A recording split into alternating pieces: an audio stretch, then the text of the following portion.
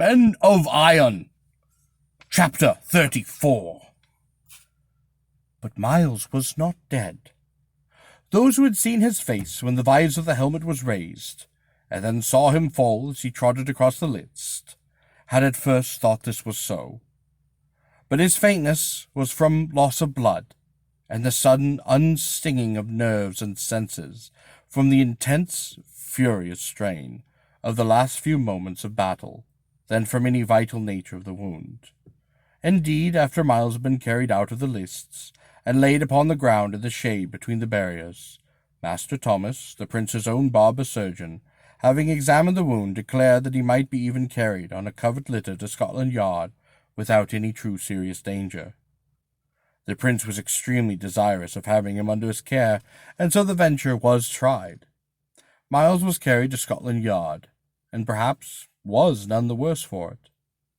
The prince, the Earl of Mackworth, and 2 or 3 others stood silently watching as the worthy shaver and lecher, assisted by his apprentice and Guskin, washed and bathed the great gaping wound in the side, and bound it with linen bandages.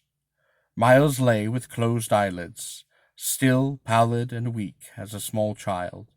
Presently he opened his eyes, and turned them, dull and languid, to the prince.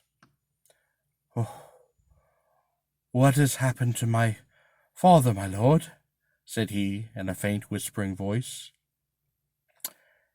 "Ye have saved his life and honour, Miles," the prince answered. "He is here now, and your mother has been sent for, and comes soon with the priest, who is with them this morning." Miles dropped his eyelids again.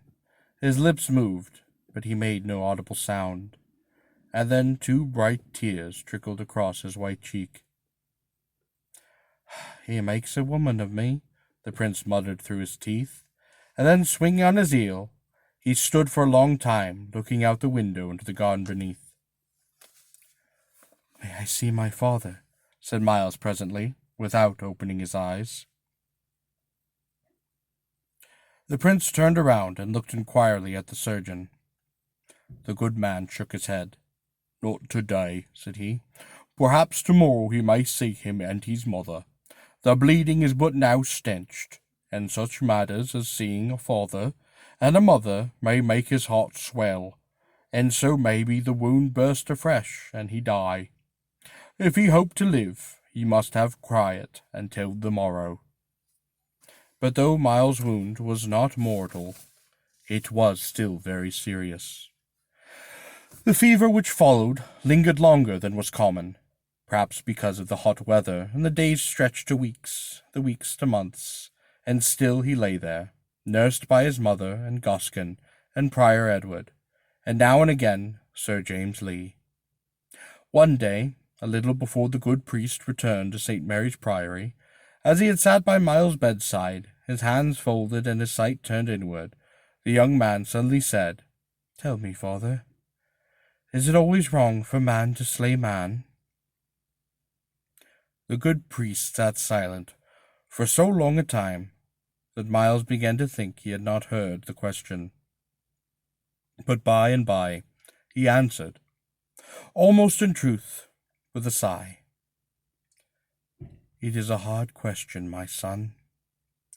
But it seems to me, no, it is not always wrong." "Sir," said Miles, I have been in battle when men were slain, but never did I think about it as I have upon this matter.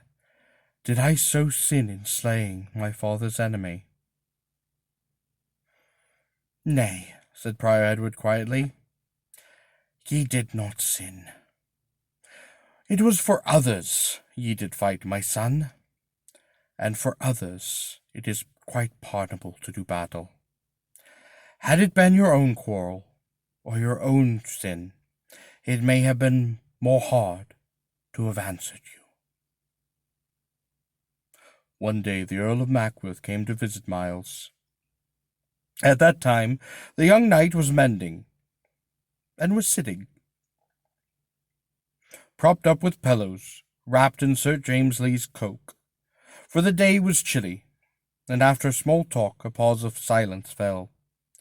"My lord," said Miles suddenly, Do you remember one part of matter we spoke of when I first came from France?" The Earl made no pretense of ignorance.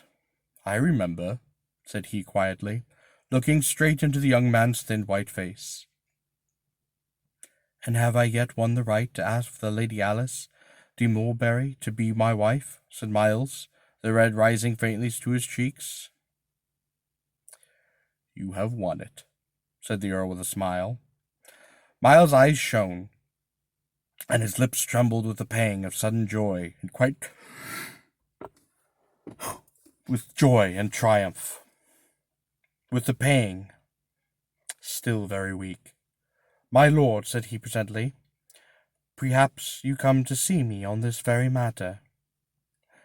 The Earl smiled again without answering, and Miles knew that he had guessed right. He reached out one of his weak, pallid hands from beneath the cloak, and the Earl of Mackworth took it with a firm pressure, then instantly dropping it, rose, as if ashamed of his own emotions. He stamped his feet as though in pretense of being chilled, and then crossed the room to where the fire crackled brightly in the great stone fireplace. Little else of the story remains to be told, only a few loose strands to tie, and this tale is complete. Though Lord Falworth was saved from death at the block, and though his honour was cleansed from stain, he was still as poor and needy as ever, and the king, in spite of all the pressure brought to bear upon him, refused to restore the estates of Falworth and Easterbridge, the latter which he again reverted to the crown upon the death of the Earl of Alban without any issue, on the grounds that they had been forfeit, not because of the attaint of treason, but because of Lord Falworth's having refused to respond to the citation of the courts.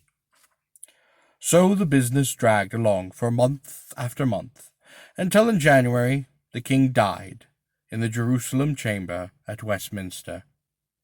Then matters went quite smoothly, and Falworth and Mackworth swam upon the flooded tide of fortune. Miles was married, for how else should this story end?